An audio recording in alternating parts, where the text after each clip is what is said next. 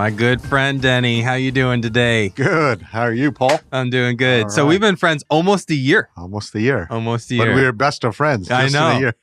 Don't tell your other friends. So we met December of last year at an event at C12. That's right. Where Frank had come and spoke. I don't remember what the topic was, but I know he spoke at a Christmas event that we had last year. And then Lars, who had been on an event or a trip with you guys, he's like, you got to meet Denny. And I'm like, who's Denny? And he's like, he's the president of Open Eyes. And I was like, sweet. So then we met, and then. But you didn't expect an Indian guy, though, right? I didn't expect anything. I didn't know what I was doing. And then Denny Matthews, Indian guy. Yeah. All right. Well, I think we had talked for like 30 seconds. Yeah. And then you're like, come to Mexico with us. And I was like, what? No, you said yes. Did I? Yeah, you said yeah. Yeah, let me know. Sure. Well, then it was like 3 weeks later. We went off to Mexico. So tell me about you're working for Open Eyes. Yes. Tell me a little bit about, or tell our viewers a little bit about yourself. I really want to understand how you came to become the president of Open Eyes before we start talking about really what I want to talk about today, which is running a global business. But kind of walk me into how you got into this role. Got it. Well, thanks for having me, Paul, once again. My story starts well before my birth. It starts with my parents, who are from... We're going to make this a really long story? No, it's going to be quick. It's going to be quick. Before my birth. Yeah. My parents were in the south of India in a state called Kerala. And Kerala is a state where St. Thomas the Disciple came in the 1st century to evangelize, and he was martyred there. And so Christianity has been around since the 1st century in Kerala, India. And my dad came to Christ. He was from a Christian family, came to Christ, dedicated his life for ministry, went to Bible school, met my mom there. They were pastoring a church, and they heard about the need for the gospel in North India. So this was 1965. They left not knowing where they're going to sleep the night they arrived by faith, with a toddler and an unborn child. And India, every state has a different language. It might as well be different countries. Every state has a different language, culture, cuisine, so on and so forth. And so they came, suffered a lot. So I was born in that kind of a background, poor in India, which is a different kind of poor. So I grew up in a state called Gujarat and suffered a lot, saw God at work, faithful parents, people of prayer, people of the word. I mean, stories abound, and I can spend the whole podcast talking about their stories. So grew up in that milieu, didn't have much ambition for my life. And many times I can't even picture that. Yeah. Many times the ambition was, hey, let's get the next meal. That's the ambition. Wow. So I kind of feel that way right now. At times, I like to eat. I know. Including crickets, right? Oh, yeah. I forgot about that. So came to the U.S. in 1989. We had relatives, so they sponsored us. So as my siblings, I came to New York City in the Bronx, Boogie Down Bronx. And it was a culture shock in many different ways. So came without anything, went to college, met my wife there, came out of college with a degree in accounting. Once again, not knowing what the heck I'm doing, and God just opened the way. Eventually, I ended up working for companies like Goldman Sachs, Merrill Lynch, not in the front office, but more in finance, corporate finance, technology, strategy management. So that was my journey for 20 years in the corporate world. And then I was working at Merrill Lynch in 2009 during the great financial recession. And Bank of America was forced to acquire Merrill Lynch. Yeah, I remember that. If you can remember that. And that's how I moved to Charlotte, because the headquarters of You Bank got of acquired America. in that transaction. Yeah. And thankfully didn't get laid off. And a lot of good stories through that too, but saw God's hand at work. And so I was here. Not doing ministry for those first 20 years. No. More corporate. I mean, not You're officially. Involved. Yeah. Very involved in preaching, teaching, missions. My parents, who started with nothing, had raised up hundreds of leaders, now have probably, through multiple generation of leaders, hundreds of churches across India and around the world. and my two older brothers kind of continue that ministry. And so I was very involved in that, involved in my church. And then, but in 2016, I left the corporate world because the calling was heavy. I wanted to have, something of significance. And so, but it was a step of faith, not as big as what my parents did. But left the corporate world, joined another ministry that was focused on sending American missionaries overseas. And so I learned a lot. I was there 4 years, made a lot of connections around the world, ended up serving on some great ministry boards. And I think it was all preparation for the time I was going to join Open Eyes. And when did that happen? So that happened in September of 2020. So I've been there a little over 3 years. Wow. And it's been September of 2020, trial by fire. Yeah. And it's been an amazing run. You've come and seen some of the growth that's taken place, fresh areas around the world. So the impact has been great. And so I can have, I look back, and God's grace has been amazing. His mercy has been just marvelous. And I just sit back and say, God uses messed up, struggling people like me. Amen to that. And and one of the great things is we come alongside local leaders, and I'll talk about Open Eyes a little bit. We come alongside local leaders around the world, equip them with training and transportation, see what the needs are, and come alongside them. So they are already doing great work, but their work can be scaled and their impact can be magnified. So that's my story in a nutshell. So tell me, how hard is it running a global business ministry where you're cross continents, you're multilingual? I know you speak multi languages, but you don't speak all the languages of the people that you work with, your partners all over the globe. I speak in tongue. Yeah. Yeah.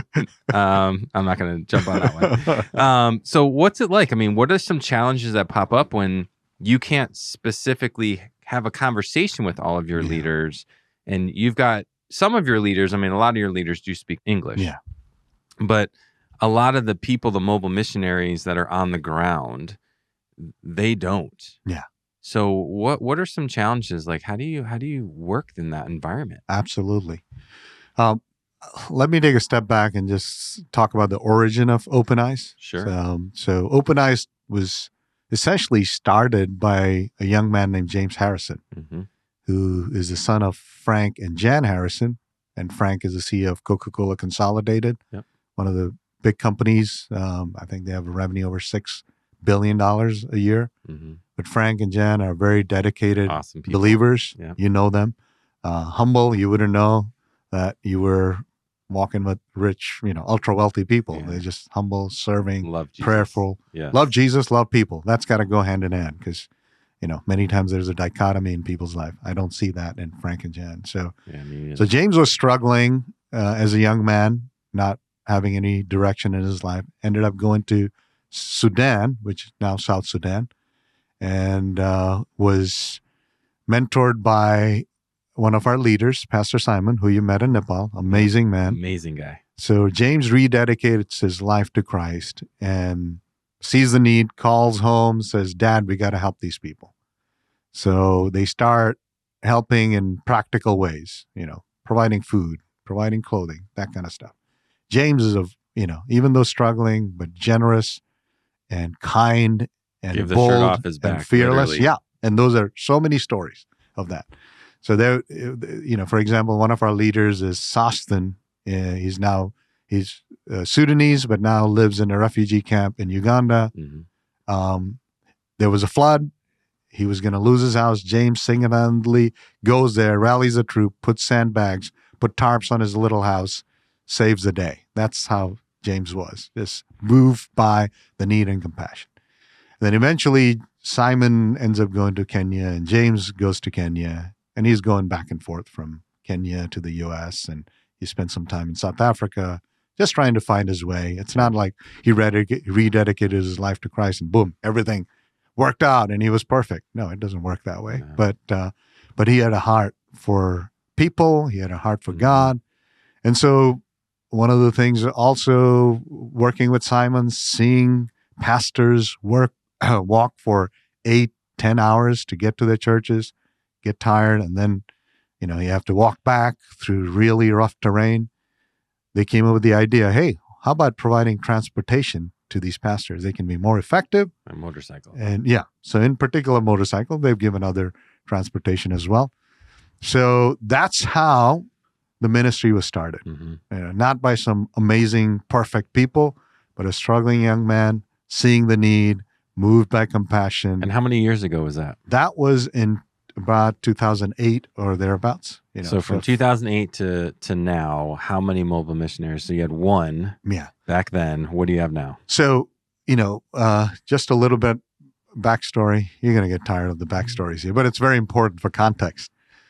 James eventually wants to live in Kenya with Simon, builds a house with his own hands. And so, but in 2010, while he's in Kenya, he dies. And so that's when, soon after his death and the aftermath, is when the ministry really began in earnest. And so that's where it started. Simon was the first mobile messenger. And now we have over 1,600 mobile messengers around the world. So amazing. Yeah. And Simon is incredible. Yeah. I've been able to be around him twice. You probably should do a podcast with him. When you go to Kenya next. For sure. We're going to Kenya in June, so you can do a podcast with him. He's such a great guy. Yeah. So 1,600 mobile missionaries. Yeah. What are the challenges of working with so many all over the world? Because it's not just in one area. I mean, we're Christians. We don't face any challenge. Yeah. Sure. Yeah. I mean, so one of the things I say is, ministry, especially missions, can be very messy. Yeah. There's a lot of people are involved. Yeah, people are involved. A lot of ulterior motives.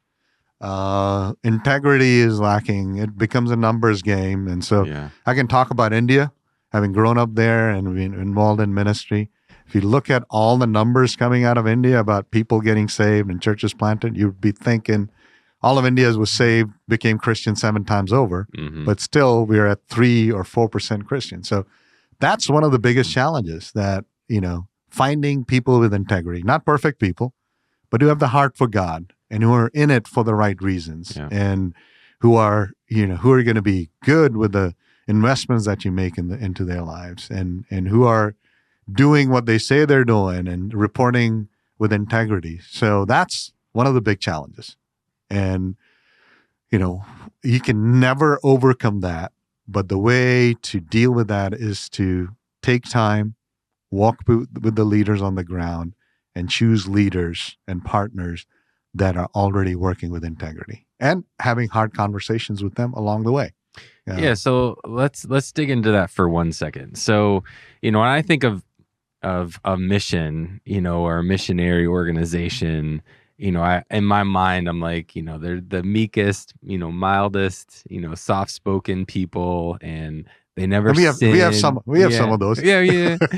But where I'm going is, you don't necessarily think hard business. Yeah. And, you are a man that's definitely filled with passion, and you understand business.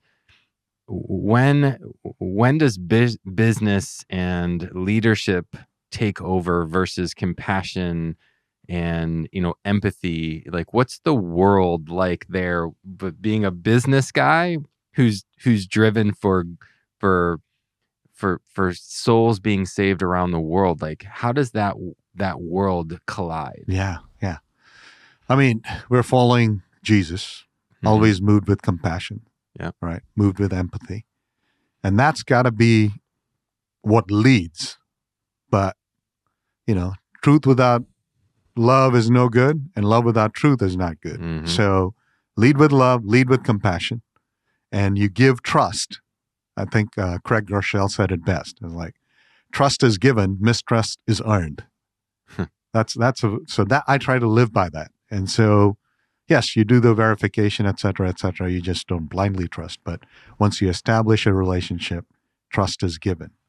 And so that empowers people and puts a responsibility on them that, hey, they're working for the Lord, and He's the one who's going to keep them, accountable more than myself or our leaders on the ground. And so that's what needs to be emphasized. Yeah. So we lead with compassion, but at the same time, we're talking about people. We all are messy, and so there are times when you have to do conflict well, when issues come up. And I think in the Christian world or in the business world, people don't know how to do conflict well. Conflict is hard. And it's not easy for me, but you have to do that. You have to identify the issues, bring them to the table, once again, with compassion, with humility, and with love, and address the issues head on. And I've had to do that. You were with us in Nepal, and you saw the amazing things that went on, right? Mhm. Life-changing, Awesome. impactful stuff.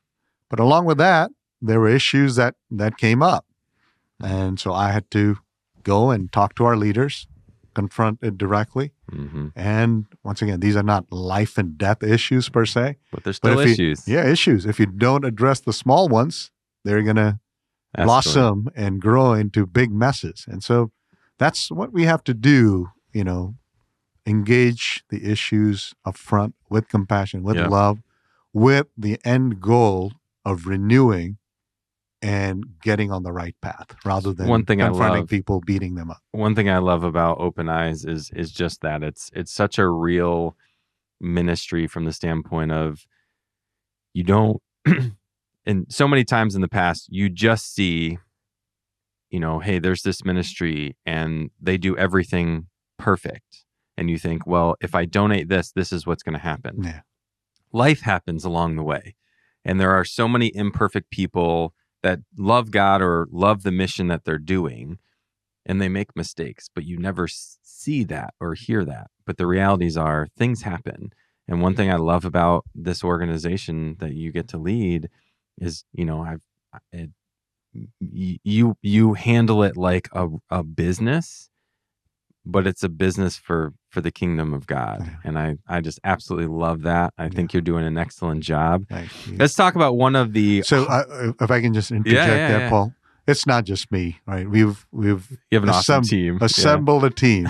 Great team. Love your these team. are guys and girls ladies who've come from the business world, but also have great depth in ministry. Mm-hmm. And so, so our COO, Alex Lim, who you met and work with, I mean, he's a UVA grad, Deloitte consultant, started his own business, also missionary to South Korea for 15 years. Just great pedigree. And that's just one example. Mm-hmm. So we are we run our office here in Charlotte and our processes and system, all state of the art. I mean, that's what I grew up cutting my teeth in the back office at Goldman Sachs or Merrill Lynch, And so we have sound processes, systems, and there's always room for progress. Yeah. But then we have great people. So we keep a very lean infrastructure here because the goal is to put all the investment as much as possible on the ground because there's great need.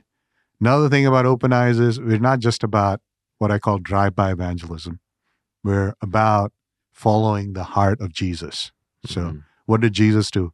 Acts chapter 1 talks about Jesus began both to do and teach in that order, do and teach. Mm-hmm. So people just have this idea, especially the church in America, like, oh, you just go and preach and people lift their hands and say a prayer and so they became Christians. No, that's not how it is, Cutting my teeth on the ground in India, seeing what my parents did and others did. Ministry is hard work and we have to be moved with compassion and do. And so what we've also done, as you've seen, life centers around the world, where it's not just preaching, which is important, but also showing, demonstrating the love of Christ through medical care, through dental care, through vocational training. And so the gospel has to make an impact in lives and communities here and now and for eternity. And that's our goal. I love it. Yeah. I love it. So let's talk about I would say this is probably the most challenging, but that's really for you to say, which is raising money. With a normal non-ministry related business, you typically have a service or a product that you can sell to make profit, right? Yeah. In ministry, you have an awesome service, but nobody pays for it. It's typically volunteer driven and you've got to support people, and that doesn't happen without donation, right? Yeah. So you're a big job, a big responsibility in ministry is raising money. Talk about the challenges of that. Yeah. So without money, there won't be ministry, right? There will be ministry, but not through Open Eyes. I mean, for us to have an impact on the ground, we need to raise money. So yes, it is a challenge. Something I'd never done. I was never in sales. People have told me along the way, hey, you'd be very successful in sales, right? But I was never in sales. But now, as you said, a big part of my job is to cast the vision and call people to make an impact around the world through their investment and through their giving. So one of the key things that we do, and not that it's unique, we're not out there being transactional. We build relationships with people. So, I mean, you're a major donor to us, very generous with your investment into Open Eyes, but we have a relationship, and that is the foundation. And at the end of the day, if next year you don't give a penny, I still have a relationship. By the way, give more than a penny. So that's what's important, that we build relationships. And the integrity that we seek from our leaders and partners on the ground is a responsibility we carry heavily. That every dollar that's given, whether it's somebody who gives $10 a month or somebody who gives $1 million a year, and we have people, everyone in between, that each of that penny, dollar that comes in needs to be utilized in the most effective way. And so it is a challenge. Fundraising is a challenge, but now I've grown to like it. I mean, just last week, I was in Albany, Georgia, and you're wondering where that is, 6-7 hour drive from here, but Sherwood Baptist Church, the Kendrick brothers are from that church. The church was instrumental in developing Christian movies like Courageous and Fireproof and War Room. So I was with the pastors, leaders, with Stephen Kendrick, talking about Open Eyes, and they're all excited to some of them have partnered, like Stephen's gone on the ground to Uganda. So he's become now much more enthusiastic after meeting me and Shane from our team. I mean, he was out there we had a breakfast with a group of business people. He's like, hey, invest into Open Eyes. And so I never go and do an ask first time ever, right? So if you have a breakfast or dinner, 10 people attend, there'll be one or two that want to walk with us. And I'd probably be a long time before I even do an ask. I build a relationship. But Stephen was there doing the ask on our behalf. So that's awesome. So I relish that. A couple of weeks ago, we were in Sacramento, visiting Jessup University, which big Christian university. And then there was a rancher, farmer with a ton of cattle and vineyards, and he brought his friends together. Vineyards? Yeah. Stop it. I love your accent. Yeah. You knew. I didn't have to say anything. I was the one who told you about it, right? Vineyards, yeah. Vineyards. Good one. So, and we had dinner with them, talked about the ministry. So right now, I relish the challenge. I love getting out there. Now with Alex and his team pretty much settled in the office, I'm spending most of my time either on the field around the world or going and visiting churches and potential donors. And I love it. And I get to meet great people. At the end of the day, regardless of who they are, they're looking to have relationships, good relationships and friendships. And that's what we are developing. Are there any pressures that you feel associated with running a donation-dependent organization? I mean, at the end of the day, if the revenue doesn't come, then the ministry doesn't happen. So there's always pressure. There's no pressure from our chairman, Frank, saying you need to raise so much. I think we put pressure on ourselves by having aggressive targets. Like last year, we put in a target of 35% increase year over year, which for a small ministry with 6 full-time people, then we had 4 full-time people, nobody doing fundraising. So I put it on myself. And thank God, in a year where nonprofits are struggling, we have exceeded the targets because, we are passionate. This is not a money-making operation for us.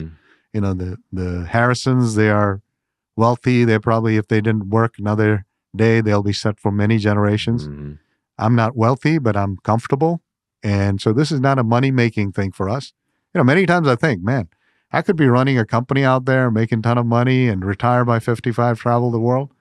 It doesn't appeal to me. Mhm. I'm saying the thought comes and goes, but what we are doing right now is of eternal impact, and we're seeing impact in the here and now. Come with us to Lebanon. Come with us to Mexico, Cuba, Nepal. Let's It's talk just about that. amazing what God is doing through people on the ground. And these are heroes Yeah.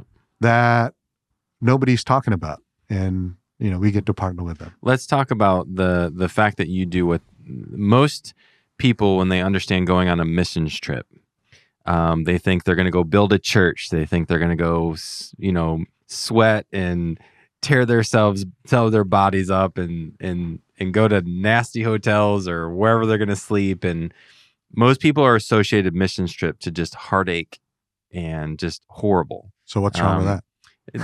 I'm not saying there is, but that's the association. All right. My first trip with you was a vision trip. Actually, just about every trip but one last year, or this year, has been a vision trip. So help me understand what's the difference between a mission trip and a vision trip. Sure. Because I love that you guys do this. I was with you guys for a long time. I don't even feel like you ever even asked me to donate.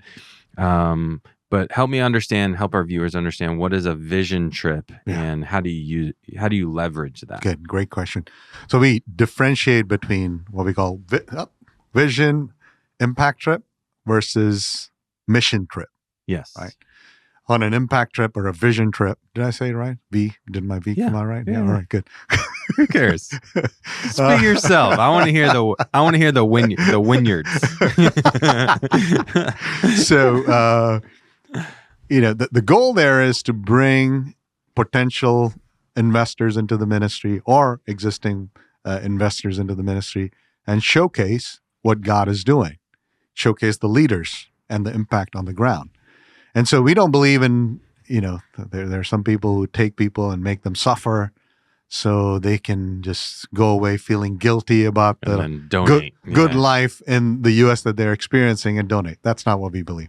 We believe that, hey, we can still have the same impact because it's not about the hardship you suffer while you're there. It's about what's happening on the ground, what the leaders are undergoing, what the impact you see with your eyes. And so we don't want to make it unduly uncomfortable, right? Artificially uncomfortable. So wherever we go, if possible, the plane rides are good. The lounge story about I'm always on the hunt for a good lounge. And then hotels are... you mean in the airport lounges? Airport lounges, yeah. And hotels are comfortable. So it's a great experience for everyone. I've had nothing but great experiences. Yeah, but there'll be hardship on the ground. The 5-hour journey we took on a bus with broken AC, so we're not everything is going to go according to plan. Yeah. And we control only so many things. So whatever we can control, we try to make it comfortable for people. So then they're not getting sick. They're not saying this is the last trip I'll ever make, but they have a good experience. But most importantly, see the impact on the ground, engage with the leaders on the ground, and it's life-changing. And you get to experience the ministry as it's happening, right? Yeah. So you get to go to their offices, their churches. You get to take your shoes off, and be accustomed to the customs of how they do church and how they do ministry and meet the people. I keep going back to this last trip in Nepal. I've been all over the world with you guys, but when that paralyzed guy got baptized, I was 60 or 70 years old, probably in his 60s, and couldn't walk, couldn't do anything, and he wanted to get baptized, and that was so moving, to see that. And the first lady, she said if she was going to get baptized, her husband said he's going to kill her. Yeah, and as a custom in certain parts of their culture, in that region, the man is almost a dictator over the woman, right? Yeah. And then the pastor said, well, we need to think about this. Yeah. And she's like, no. There's no thinking. God's going to protect me and he's going to save him. And then her faith was so strong, and Absolutely. she's like, I'm getting baptized today. Yeah. I'm getting chills thinking about it. It was so amazing to experience. And that was just one day of like a month of trips, one part of one day. And these vision trips have been so impactful, not only for me and my family, but for this business. I love that you guys do that. And it did drive a heart. I mean, I was thinking about this as you were talking. I think the biggest reason that I wanted to connect with you originally was because of our ministry, One Hero. And, I have a passion for sustainability in missions. I don't like the fact that I shouldn't say I don't like the fact. It breaks my heart that missions have to constantly ask for money. It would make my heart happy if missions were sustainable and we can, grow ministry and the gospel all over the world with never even having to ask for anything. Yeah. That's where my heart's at. And that's when we started getting together and heart and hands, because you're already working with a lot of people. A lot of people all over the world now because of you, because of Open Eyes. I mean, you guys have people everywhere, and you're like, hey, meet so-and-so, meet so-and-so. My wife's like, where are you going now? I'm like, well, you're going to go over here. Why? Well, they've got leaders who have capabilities of running successful businesses that have hearts for full-time ministry.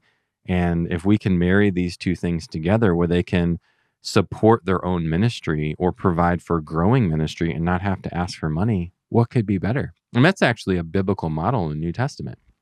So I'm very passionate about that. I love the opportunity that Open Eyes has brought. Yeah. And you also went on a mission trip where you worked hard. So that's the difference, right? We did that one too. Yeah. That was fun though. So you asked for what the difference was. Then we have mission trips where you're going to go for a week. My kids, yeah. And you're going to work hard, sweat it out, make Eat sure good food, you stay in unearth nice places. Pepsi bottles and dump Pepsi out. That's an inside joke. Yeah. That was fun. So actually, I'll tell that story.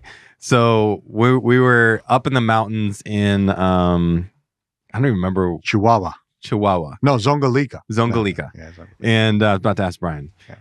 And we were building a church, and my kids are there. There's a bunch of us on the team, swinging hammers, cutting boards. I mean, it was so much fun. And as we're there, there's breaks at times, waiting for food, or they're cooking different things, or you're waiting for supplies, because it's not like you can go right down to the Home Depot like we have here in America. And I think, how far was it? It was like 2.5 hours away or something crazy. 2 hours. It was 4 hours there and back just to get, we needed glue and some nails and stuff. So it was like 4 hours we had to wait. So as I'm walking around, I find this container, like all these containers of Pepsi, like just Pepsi products, and this organization was founded by Frank and his son. Yeah. And Coke is the only drink of choice. And Pepsi is devil's juice. Yeah, he's the devil's juice and God's water or whatever's a Coke, which is fun. Hey, I'm whatever. I'm not supporting or denying any of this. Yeah, don't worry about diabetes though. I grabbed my video camera and I'm like, hey, follow me. And we made a joke about here in Coke Central, missions. There's Pepsi. What is this? You did 2 videos. I kept finding it everywhere.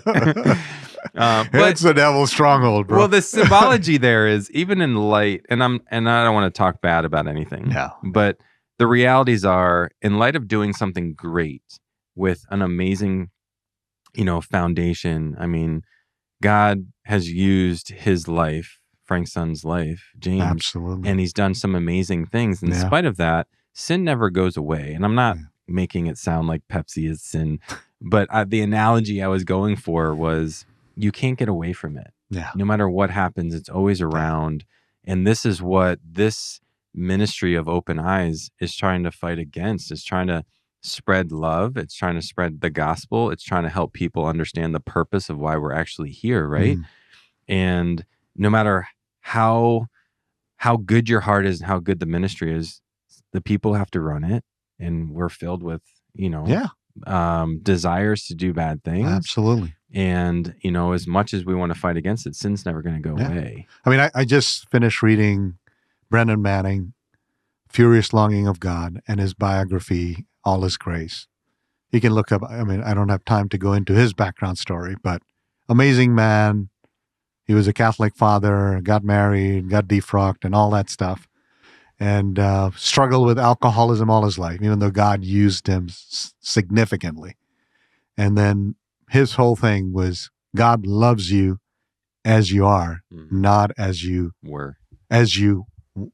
ought to be. Yes. Right? God loves you as you are, not as you ought to be. So that's, I think, unless and until, and I'm struggling with that, personalizing God's love that's unconditional, limitless, not dependent upon our actions, not dependent upon our good works, salvation by grace through faith. We have to internalize that. I think that's very important. Not related to Open Eyes, but related to our daily Christian walk. That's awesome. And so I recommend Brennan Manning. Go get his books. Amazing how the Lord has ministered to me through him. So share with me a story, impactful story of what's been happening at Open Eyes or with any of your partners on the ground. Inspire me, of something that's You're not inspired great. already? Oh, yes. Come on, man. Yeah. Come on. Tell me something great. Yeah, I think, there are a couple of stories I can think of, and I would, it's hard to pull one or two stories because it's amazing. So let me go to the Middle East, Lebanon. Okay. Lebanon, I think you guys can look it up. You can look it up on Google, but they had a population of 2.5 or 3 million. Okay. And then when in Syria, ISIS versus the Assad government, there was civil war, a bunch of, I think, 2+ million refugees left Syria and came into Lebanon. Wow. So think about that. We have 330 million people? Roughly. Imagine 165 million refugees came into our country. Think about the impact that would have, how the people react. But anyway, so that's what happened in Syria. And I know in light of the conflict going on in the Middle East, all Muslim people are showing solidarity, but that's not the case in real life there, because the Syrians who came in as refugees are third-class citizens at best, right? They can't get jobs. They have no way of making a living, so on and so forth. So Istihar Kassis, who's our leader on the ground in the Bekaa Valley, you haven't met her yet. I haven't been there yet. Get to go. She is what I call a modern day Mother Teresa on steroids. Really? I mean, her husband is a director with Langham Scholars, which is a very esteemed theological education organization. Her son is a professor at MIT here and has his own business. And so she can come to the U.S., live a comfortable life, but she's on that border and she didn't have much resources, but whatever resources she had, and I can't unveil the whole story. She started feeding, first of all, the Syrian refugees, but realized that alone is not enough. So then started a life center in shipping cabins, right? Cabins. Like a house? No, just cabins, like shipping cabins, like big cabins where they fill things up with goods like a and container. Container, yeah. That's right. Again, what's a cabin? Cabin in the woods. Yeah. So I'm like a tiny house? No, it's a container, shipping container. Sorry, my bad. I'm from India. It's okay. I lived in a container. Shipping cabin. So shipping containers, used them, started a medical clinic, dental clinic, school, carpentry school, beauty school, a regular school, nursing school. I mean, amazing. We went there last April and saw for the first time Istihar in action. Nobody knows about Istihar, but she's out there serving the refugee population. Crushing it. And, that's how she is preaching the gospel, by demonstrating the love of Christ. And trying to help these people get on their feet. With the love of Christ, right? So now people are coming out with some dignity, with some vocational training. Did I say the V right there? I'm just picking on you. It's all right. It's all good. Some training so that they can have some way of earning a living. And most of these young boys and girls, especially the girls, who are third-class citizens in that country, but probably third-class citizens in these tent camps, getting loved on, right? To use a Southern phrase, experienced the love of Christ, getting trained. And I'll tell you one story. There was a young girl, 17-year-old. She was married. She experienced the love and came to Christ. She became an evangelist in her tent, the camp that she was part of, and started sharing about Jesus. And the imam, who was a leader in that tent camp, found out, and he came to her mother-in-law, her husband, and said, if she continues this, she'll be hanging. Wow. We're going to take her life. And so she was in fear of her life. And then Istihar talked to her and saying, you got to be wise about how you do these things. So she's still sharing the love of Christ, but in a very different way. So this is just one story of the impact of Istihar's ministry.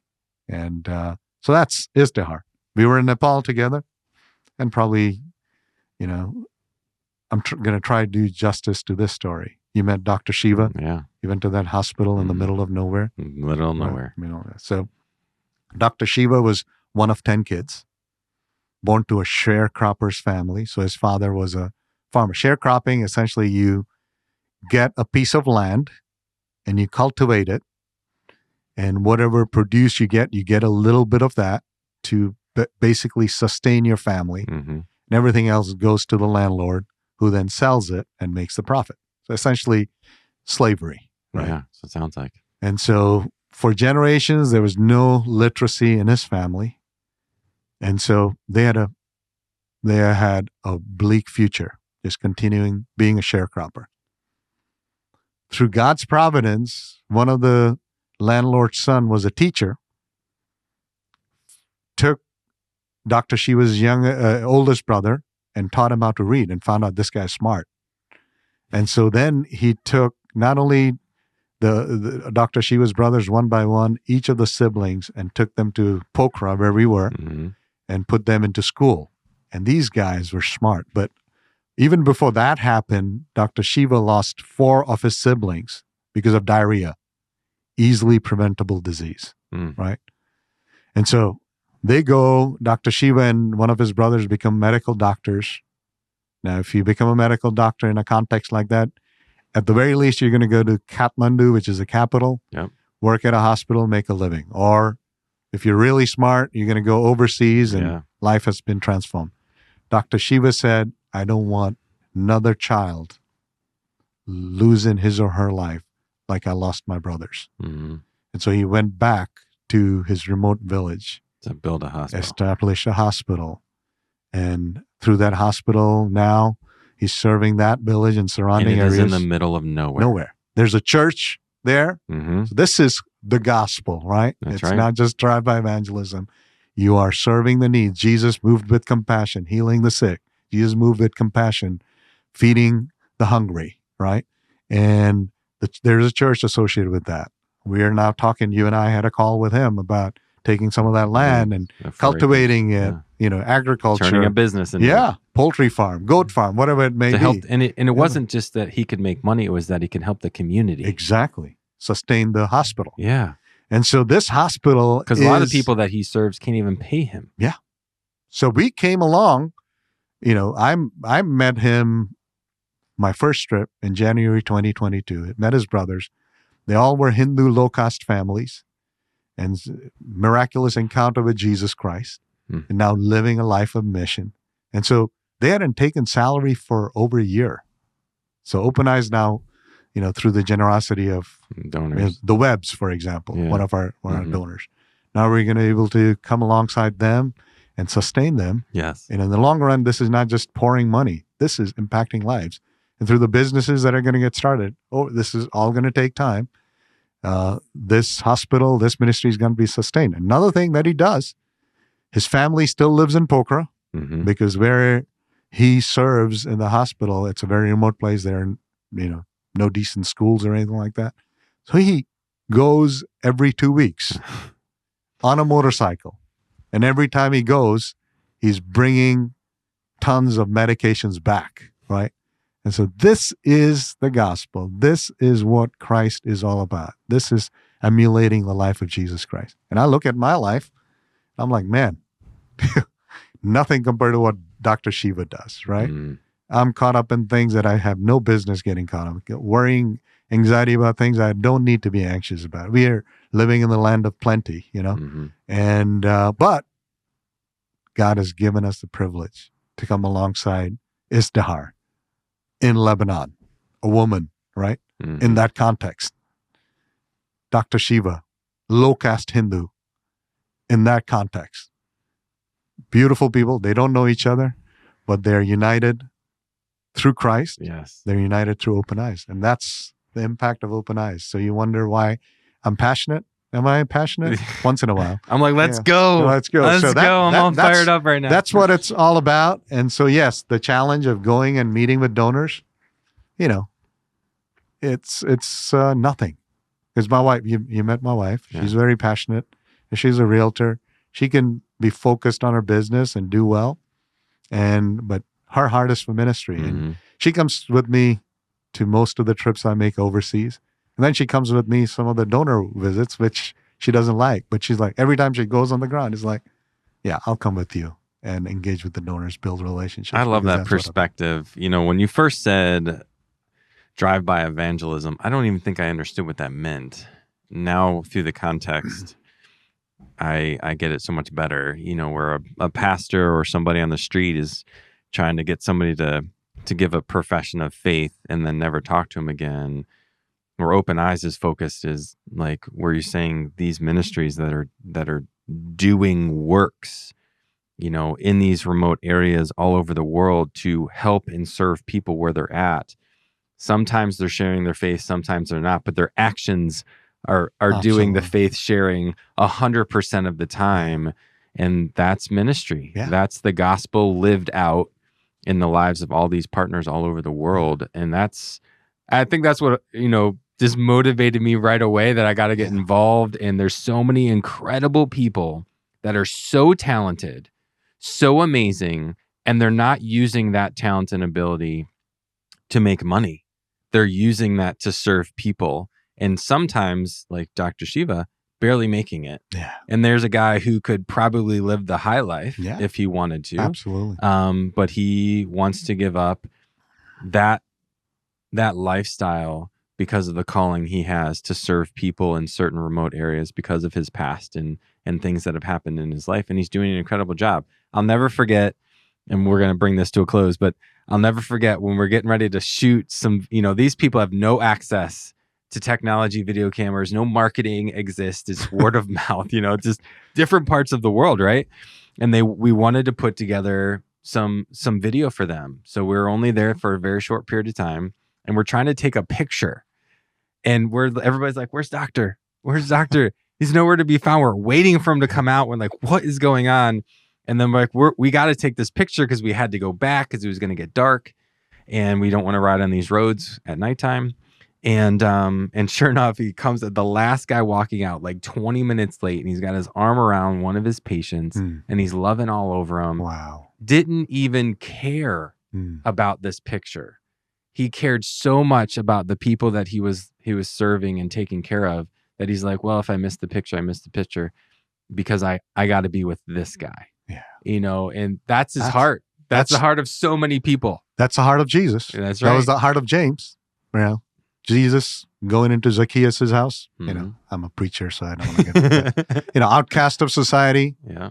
Can't go to the synagogue, can't go to the temple, colluding with the Roman Empire.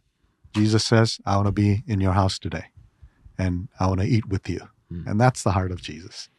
So how do people get a hold of Open Eyes? How many trips are you doing over this next year? How can people get involved? Absolutely. One thing I want to say before I answer that question, it's never a binary choice, right? It's many times we think like either or. And so it's not about, hey, evangelism or demonstrating the gospel. It's not about mobile messengers or life centers. It's both and. It's the life of Christ. He did and preached. Demonstration as well as proclamation. That needs to go hand in hand. That's what Open Eyes is doing right now. And so, amen to that. very easy. You can follow us at Open Eyes Ministry on Instagram.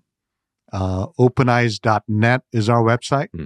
There, we have a 9-minute documentary on the life of James.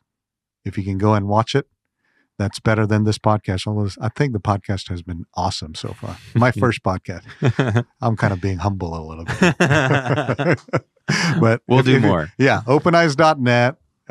Look at James's life. Once again, young man struggling with all kinds of things, but had a heart for Jesus, had a heart for people, and moved and did.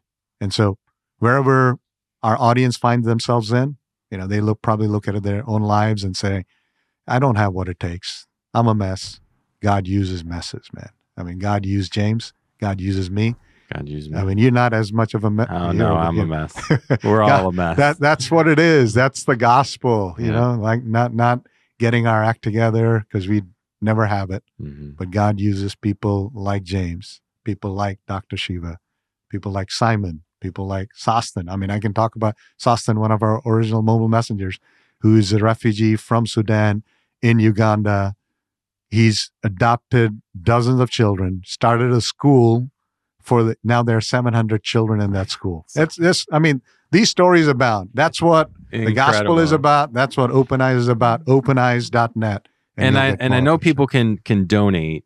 How can they go on a trip? Because that changed my life. So, I mean, I'd love it for people to go to your website and donate. Yeah. How do they find out about experiencing one of these vision trips? Yeah. So we have a few trips next year, and so we have one to Cuba. It's filled out. Yeah. And so we are pretty selective about who goes there. I think the best way is if you can email, if you're interested, Denny Matthews at OpenEyes.net, Denny Matthews at OpenEyes.net. Then we can have somebody in our team reach out and have a conversation and see if it's a good fit. Awesome. We're not just saying, hey, come as you are. Well, I figure since you invited me, it was wide open. That's right. So. We were desperate then. No. I get it. I'm just kidding. Well, awesome. Thank you so much for coming today. This was awesome. Once again, we've known each other less than a year. I think it was December 12th last year. So we were still less than a year.